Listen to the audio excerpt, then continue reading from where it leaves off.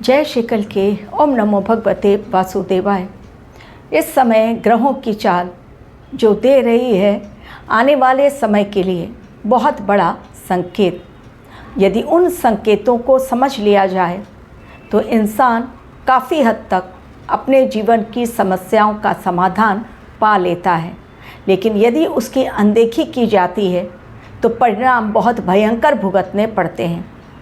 ये ब्रह्मांडीय चाल होती है, जो ग्रहों की चाल होती है ब्रह्मांड द्वारा निर्धारित की गई होती है। इसमें इंसान पूजा पाठ और मंत्र जाप के द्वारा कुछ हद तक अपनी समस्याओं का समाधान पा सकता है, लेकिन पूरी तरह से ब्रह्मांडीय चाल को बदल पाना, क्योंकि ग्रहों की चाल को बदलना हमारे और आपके हाथ में नहीं है। ग्रह नक्षत्र परिवर्तन करते हैं और राशि परिवर्तन करते हैं, उसे चाहकर भी हम रोक नहीं सकते। इसलिए जीवन में जो उठापटक आती है और वैश्विक भूचाल जो आता है, उसे भी लाख कोई अपने प्रयत्न से पलटना चाहे तो वो पलट नहीं सकता। इस समय ग्रहों की चाल वैश्विक भूचाल की ओर न सिर्फ संकेत दे रही है, बल्कि दुनिया होगी अस्थिर, इस ओर भी इशारा दे रही है और हो चुकी है। विश्व में अस्थिरता फैलाई जा चुकी है। कारण इंसान के अपने कर्म।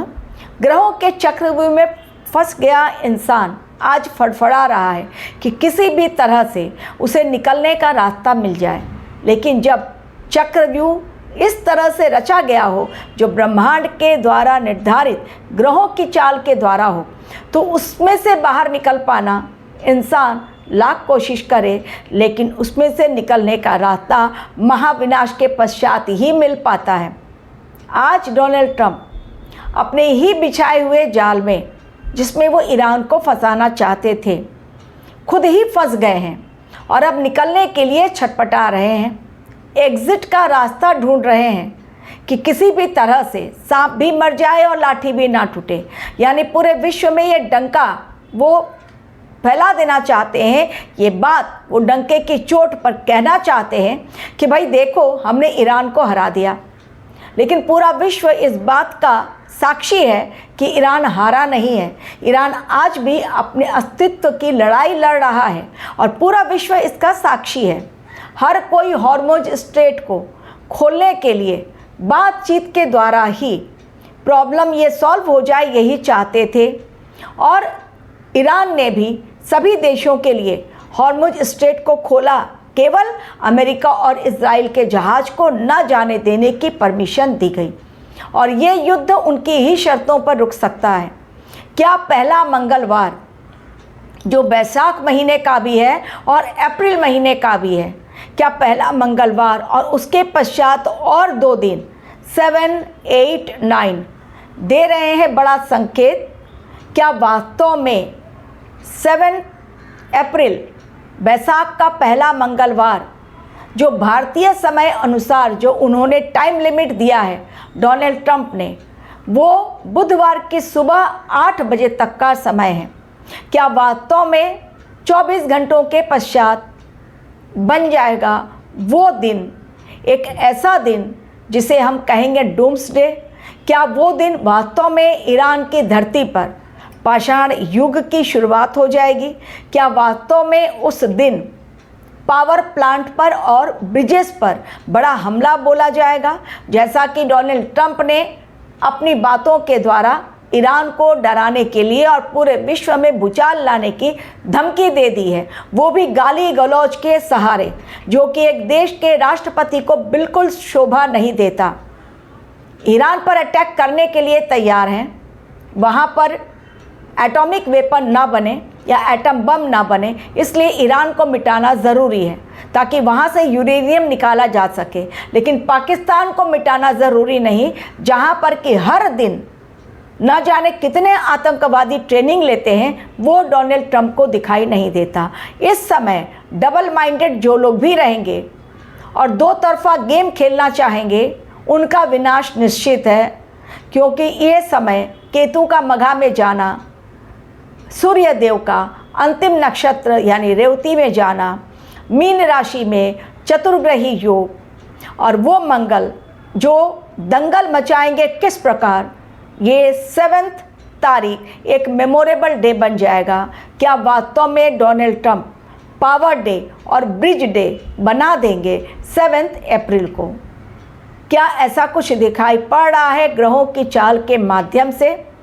क्योंकि ईरान अपनी शर्तों पर अड़ा, सीज़ फायर उसे नहीं करना है टेम्पोररी, जो ऑफ़र दिए जा रहे हैं अमेरिका की ओर से और इंटरवीन कर रहे हैं ये सीज़ फायर के लिए कई कंट्री, जिनमें पाकिस्तान भी है, टर्की भी है।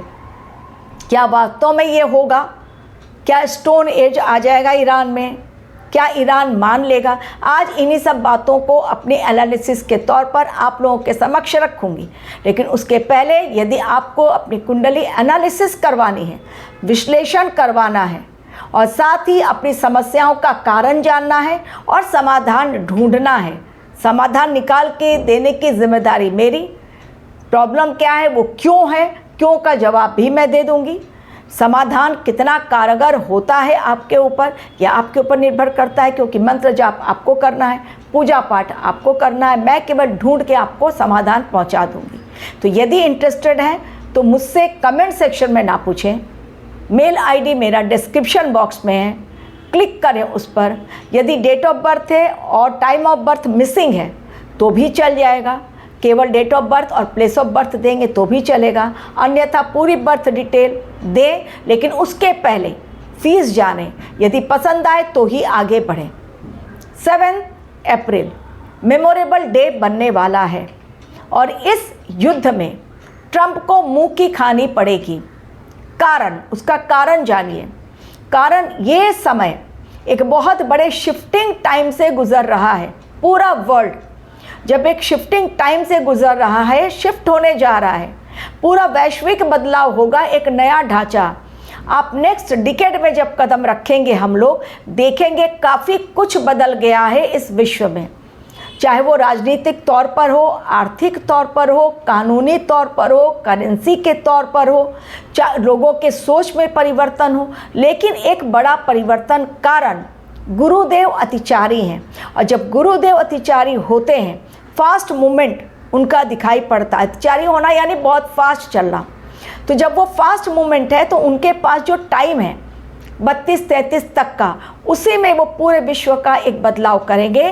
कारण गुरुदेव हैं, देवताओं के गुरु, बहुत ही प्योर एनर्जी ही इस धरा पर रहे, क्योंकि नेक्स्ट युग जो आने वाला है वो प्योरिटी का युग होगा। लेकिन इस समय जो मैं बात कर रही हूँ, ये तो हो गई गुरुदेव अतिचारी की अवस्था की क्या रिजल्ट है। लेकिन इस समय जो प्रदेश बदले जाएंगे, जो कई देशों के मैप चेंज होंगे, वर्ल्ड मैप चेंज होगा, वो करेंगे मंगल। और मंगल किसके साथ बैठे हुए हैं? मंगल बैठे हुए हैं शनि के साथ। और मंगल शनि जब भी मिलते हैं तब होता है बहुत बड़ा ब्लास्ट, जो इस समय हो रहा है। ऐसे मिसाइल्स जो ईरान ने रखे हुए हैं, खबर भी नहीं लग पा रही है इजराइल को और अमेरिका को, उनका काफ़ी नुकसान ईरान करने में सक्षम है। भले ही ईरान खत्म हो जाए, लेकिन इन दोनों को खत्म किए बिना उसे भी चैन नहीं। उसके पास कुछ तो है ऐसी चीज़, वो समुद्री रास्ता हॉर्मुज स्ट्रेट, जिसके कारण आज पूरे विश्व का व्यापार कहीं ना कहीं एक ट्रबलसम पीरियड को फेस कर रहा है। बहुत बड़ी मुसीबत आज पूरे विश्व के लिए खड़ी हो गई है। और इसको खड़ा किसने किया? खड़ा किया अमेरिका ने। इजराइल के कहने पर अटैक कर दिया, बिना सोचे समझे कि ईरान भी अटैक करने में सक्षम है या नहीं। तो शक्ति को कम आंका गया और अपनी शक्ति को बढ़ा चढ़ाकर पेश करने की ये जो अमेरिका ने साहस दिखलाया, जो हिम्मत दिखाई, अब उसको मुंह की खानी पड़ रही है। तो मुझे लगता है ये पहले मंगलवार डेफिनेटली धमाका बहुत ज़ोरदार, लेकिन अमेरिका पूरी तरह से पावर प्लांट और अगर ब्रिजेस उड़ाएगा तो बिजली संयंत्र पर यदि आता है प्रॉब्लम, यदि ब्लैकआउट होता है, यदि ईरान के इंफ्रास्ट्रक्चर खत्म होते हैं, तो ईरान वो तबाही मचाएगा वाटर प्लांट पर, ऑयल प्लांट पर, जो सोच से परे होगा। तो पूरी दुनिया में केवल पानी का संकट नहीं, एट अ टाइम पानी है, तेल है, क्रूड ऑयल, महंगाई बढ़ेगी चरम पर, लोग हाहाकार मचा देंगे, चित्कार मचाएंगे और इन सब में घेरा जाएगा केवल और केवल अमेरिका, क्योंकि सभी को पता है कि अमेरिका का ही इसमें ज़्यादा रोल है। तो पहला मंगलवार एक्सीडेंट के हिसाब से, प्लेन क्रैश के हिसाब से और टेररिस्ट अटैक जो होने वाले हैं मुंबई में और पुणे में, 2 जगह फिर 2 आतंकवादी पकड़े गए। खतरा बड़ा है। मुंबई, चेन्नई, दिल्ली, कोलकाता, ये चारों जगहों पर खतरा बहुत बड़ा मंडरा रहा है, आतंकवादी खतरा। और उसका एक और नमूना यूपी विधानसभा में गेट नंबर 2 को तोड़कर अंदर अचानक एक संदिग्ध कार घुस जाती है और अंदर जाकर एक पेपर रखती है और फूलों का गुलदस्ता, और फिर से वहाँ से बाहर भी निकलकर भागने में कामयाब हो जाती है। कहाँ है सिक्योरिटी? कैसे सेंध लग गई? क्या कहाँ थी पुलिस? क्यों बाद में आई? मतलब सिक्योरिटी में कितनी बड़ी चूक। यूपी विधानसभा की ये बात जांच पड़ताल चल रही है कि आखिर कौन थे वो लोग, किसकी गाड़ी, क्यों आए, कैसे विधानसभा में घुस गए गेट नंबर 2। यानी अगर इस तरह से कर रहे हैं तो कभी भी आतंकवादी हमला जिन स्थानों की रेकी की गई है वहाँ पर हो सकता है।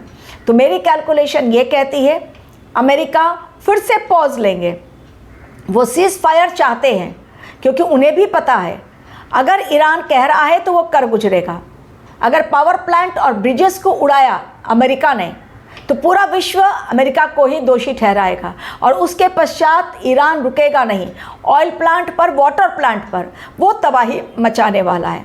तो इस प्रकार ये जो हालात हैं जो लगातार बिगड़ते जा रहे हैं, ये भी और बिगड़ेंगे, लेकिन बीच में आएगा पॉज, एक छोटा सा युद्ध विराम डेफिनेटली आएगा। बातचीत से ही, ये कूटनीतिक चाल से ही ये मसला हल हो सकता है। केवल युद्ध के द्वारा, धमकियों के द्वारा, गाली गलौज के द्वारा या किसी देश को ये कहकर कि पूरी तरह से उसका अस्तित्व ख़त्म कर देंगे। ईरान का अस्तित्व जो इतना पुराना देश है नहीं इतनी जल्दी मिटाया जा सकता। हालांकि वहाँ का आर्थिक संकट ये दिखला रहा है कि बहुत बड़ी मुसीबत ईरान झेल रहा है, लेकिन मरते मरते भी कईयों को मार के तब वो मरेगा। इतना मजबूत आज ईरान है जो उसे बीच में गैप दे दिया गया, उसने टाइम ले लिया। ईरान इजराइल का जब युद्ध रुका 2025 में, उसने वो जो समय ले लिया उसी में उसने अपनी शक्ति बढ़ा ली। और इन्हीं सब चीज़ों को देखते हुए भारतवर्ष अब अलर्ट मोड पर है और अपनी सैन्य शक्तियों को बढ़ा रहा है। आप देखिए किस प्रकार अलर्ट मोड पर सेना है, सुरक्षा एजेंसियां हैं, उसके बावजूद भी यूपी विधानसभा में कैसे सेंध लग गई। कैसे वो आतंकवादी जो मुंबई और नासिक से पकड़े गए, यानी वहाँ पर भी धमाका बड़ा करने की प्लानिंग। तो 4 बड़े उपनगर जो है, मेन जो कैपिटल सिटी है, मुंबई है, कोलकाता है, चेन्नई है और दिल्ली, ये निशाने पर आतंकवादियों के हैं। इसके अलावा पंजाब है, गुजरात है, चंडीगढ़ है, हिमाचल प्रदेश है, यूपी है, बिहार है, पश्चिम बंगाल, उड़ीसा, गुजरात, ये सारी जगहों पर ये आतंकवादी बिल्कुल निशाना लगाकर बैठे हुए हैं। और 11 मई तक का समय बेहद बेहद खतरनाक।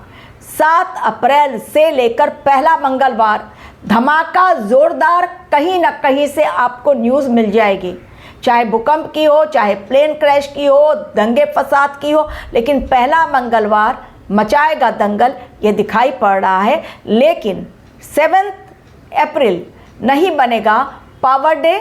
जो पावर प्लांट को हमला करने वाले हैं वो जो बता रहे हैं पावर प्लांट डे, या उन्होंने कहा है दूसरा, उन्होंने कहा है ब्रिज डे।